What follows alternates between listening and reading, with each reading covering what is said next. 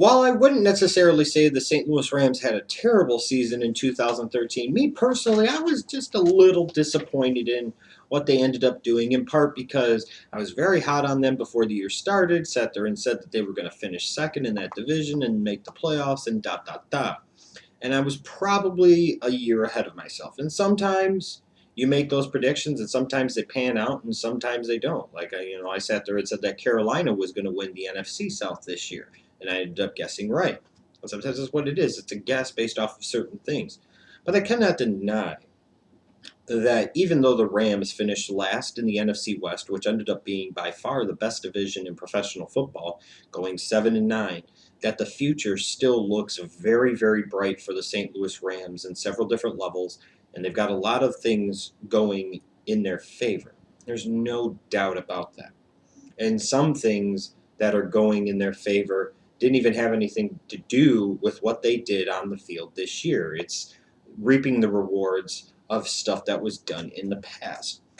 Now, when you look at this team early on in the season, it seemed like they were trying to be this spread passing attack that was going to bombs away the ball all over the field. And I didn't really get that. I didn't really feel like they were ready to do that. Didn't feel like they had the quarterback to do that. Didn't feel like they had the supporting surrounding personnel to do that. And I think that's in part why they started off the season kind of sluggish. They were trying to go with Daryl Richardson at running back. They were trying to bombs away. Tavon Austin started off relatively sluggishly.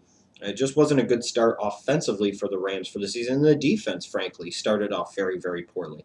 But as the season progressed, things got quite a bit better for the Rams, even though they still had some issues. On the offensive side of the football, Sam Bradford went down in the middle of the season with an ACL tear, and some people may say, well, that was killer to their momentum and everything else.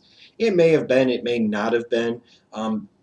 But one thing that maybe is beneficial to this organization long term is the fact that even though Sam Bradford did go down with the ACL tear, and he's going to have to rehab to get himself right for the 2014 season, Zach Stacy, their fifth round pick out of Vanderbilt, the running back, came on and really established himself as a future feature back for this Rams organization, that type of between the tackles power runner that Jeff Fisher has always favored. See Eddie George in Tennessee for many seasons.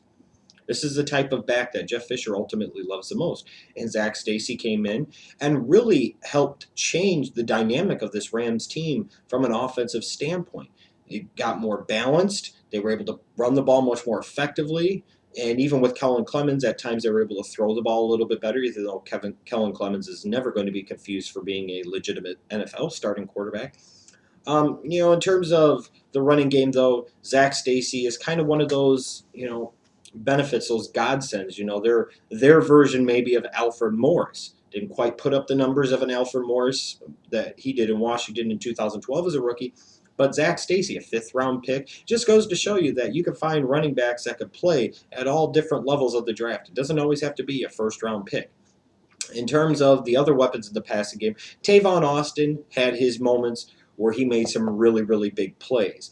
I think at times they were maybe trying to play him a little bit out of position, forgetting ultimately that he was a slot guy and he was designed to do his damage there, lining him up outside. I don't think at times they did a good enough job of getting the ball in his hands in a position to succeed. When they did, they reaped some really big benefits. The 2-touchdown game against the Cowboys, the 3-touchdown game against the Colts, he made some really big plays. And he is a big-time playmaker and will only get better in 2014 and beyond. Big-time free agent acquisition Jared Cook, I think, suffered a little bit in his production in part because of the lack of quality quarterback play, especially from Kellen Clemens. When you look at the offensive line on this team, you brought in Jake Long as a big money free agent to protect Sam Bradford's blind side. Ultimately, didn't do a great job of that, and then late in the season tore up his knee. So he's going to be rebounding off of an ACL tear in 2014.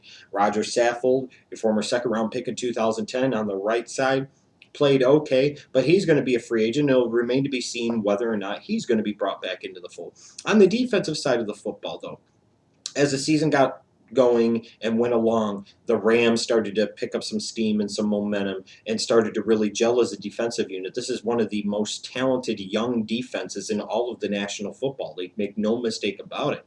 It's scary to me what the potential of this defense could be. Robert Quinn was a monster this year. 19 and a half sacks, a definite candidate for Defensive Player of the Year. Chris Long on the other side of him played well. Michael Brockers at the defensive tackle position played well. Their linebacking core with James Laurinaitis, he's a nice, solid kind of glue piece in the middle of that defense. But their second first-round pick, Alec Ogletree, in some seasons would be considered a defensive rookie of the year candidate. He had a really impressive, really strong rookie season. I really liked him coming out of Georgia, better than I did Jarvis Jones. And to me, he showed me this year that he is better than Jarvis Jones and will be a better NFL football player than Jarvis Jones. Their young secondary with guys like Jenkins and Johnson, and then their mid-round pick, TJ McDonald, that safety, he came in and played all right. Like I said, there's youth and talent on all three levels of this defense. If they could add one or two more real difference makers, this is going to be a defense that could potentially, and I say this, could potentially rival Seattle as being the best division in professional football. When you look at the outlook of this team going forward, I said that their future looks very bright. And here's why I say that. It's because of their ability to draft well. To me, when you try to figure out what teams are going to do well in the future, by and large, you look at how they draft the 1, 2, and 3 years before that to determine how they're going to do the next season. In 2012, their draft brought them Michael Brockers, Janoris Jenkins, Trumaine Johnson, Chris Givens, Greg Zuerlein. The next year, they turn around in this past year's draft and got Tavon Austin and Alec Ogletree, TJ McDonald, Zach Stacy. Not only are those players that are contributing, those are a lot of starters and really good starters at that. Now heading into 2014, they're still reaping the benefits of the RG3 trade. This is the one gamble if you're a Redskins team of giving up that much to get RG3, giving up that much to get one player, even if it is a guy you believe is going to be a franchise quarterback for 10 to 15 years. Excuse me, you give up a lot. And now the Washington Redskins had the second worst record in the NFL this past season, but don't have their first round pick. The St. Louis Rams do.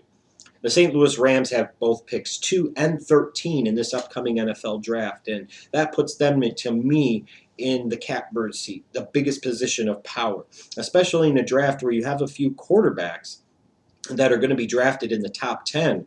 The Rams are sitting there at number 2, and if they really want to trade down, more likely than not, they're going to find somebody that's going to be willing to trade up, and they'll be able to take that number 2 pick and turn it into a slightly lower first-round pick and address still a need, especially in the offensive side of the football, and get some other picks or maybe get a future first-round pick and keep that cycle going like the New England Patriots have for so many years.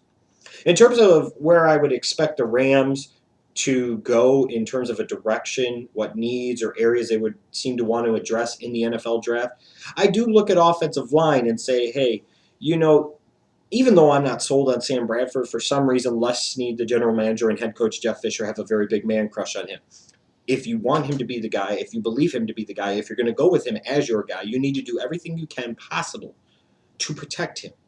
You need to do everything you can to possibly help him in addressing that offensive line. Would improve both the running game and your pass protection, impacting both areas of the game.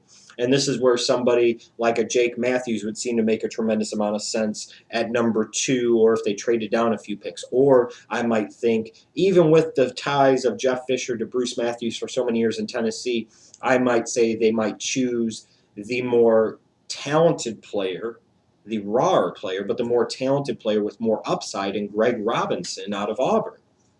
And they could play him at left tackle, or they could flip him to right tackle and allow Roger Saffold to go via free agency, and then maybe at some point flip him back over to left tackle, kick Jake Long maybe inside or to right tackle. That's possible. To me, I think it's a mistake if the Rams don't consider taking a quarterback at number 2 overall. I realize they still have a couple of seasons left in Sam Bradford at big-time cap figures, but you may never get a chance again to be picking number 2 overall, at least in the next few years. This is kind of like a bonus. So you passed on RG3 and Tannehill in 2012. You passed on other guys in 2013. Maybe this is the time here where you need to, as the St. Louis Rams organization, really assess where you stand and say, hey, we've got talent here, we've got talent there. Is Sam Bradford really the guy? Are we really going to hitch our wagon to another regime's quarterback? That's a question that the Chicago Bears have apparently answered for whatever the hell reason. And I just wonder if it's wise for the St. Louis Rams to sit there and want to hitch their wagon to this guy no matter what. Now, with that number 2 pick, even if they do trade down or even if they don't, I think a lot of consideration should be given to taking Sammy Watkins, a wide receiver out of Clemson.